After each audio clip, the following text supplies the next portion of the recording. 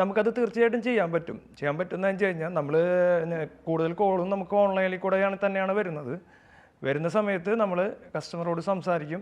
Customer ഏതെങ്കിലും photos കണ്ടിട്ടായിരിക്കും വിളിക്കുന്നുണ്ടാവുക. അപ്പോൾ കസ്റ്റമർക്ക് അതിനൊരു ക്ലാരിറ്റി നമ്മൾ കൊടുക്കും. അതിന് തന്നെ എന്തൊക്കെ വേണം, എന്തൊക്കെ കാര്യങ്ങളുണ്ട് എന്ന് നമ്മൾ ആദ്യം ഒരു സംസാരിച്ചതിന് ശേഷം രണ്ടാമത്തെ സെക്ഷനിൽ ഇപ്പോൾ കസ്റ്റമർ അത് ഓക്കെയാണ്, നമ്മൾ കുറച്ച് ഫോട്ടോസ് അയച്ചു കൊടുത്തു. ആ ഫോട്ടോസിൽ കസ്റ്റമർ ഹാപ്പിയാണ് എങ്കിൽ അതിൻ്റെ അടുത്ത സ്റ്റേജ് എന്ന നിലയിൽ നമ്മൾ കസ്റ്റമറോട് അവിടുത്തെ സൈറ്റിൻ്റെ വീഡിയോസ്, കുറച്ച് ഫോട്ടോസ് നമ്മൾ അയച്ചു തരാൻ പറയും.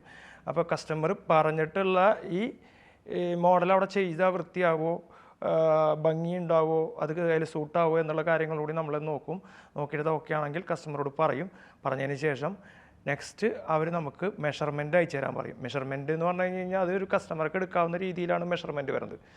ഏത് റണ്ണിങ് ഫീറ്റ് വരുന്നു എന്ന് നമുക്ക് മനസ്സിലാവുകയും ചെയ്യും.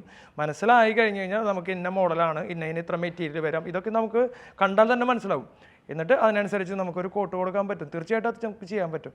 ട്രിവാൻഡ്രത്തിന് പുറത്തും ഉള്ള എല്ലാ കേസുകളും നമ്മൾ കൊടുക്കുന്നത് ഓൺലൈനിലൂടെ കോട്ട് കൊടുത്ത് അങ്ങനെയാണ് നമ്മൾ വർക്ക് എടുക്കുന്നത്.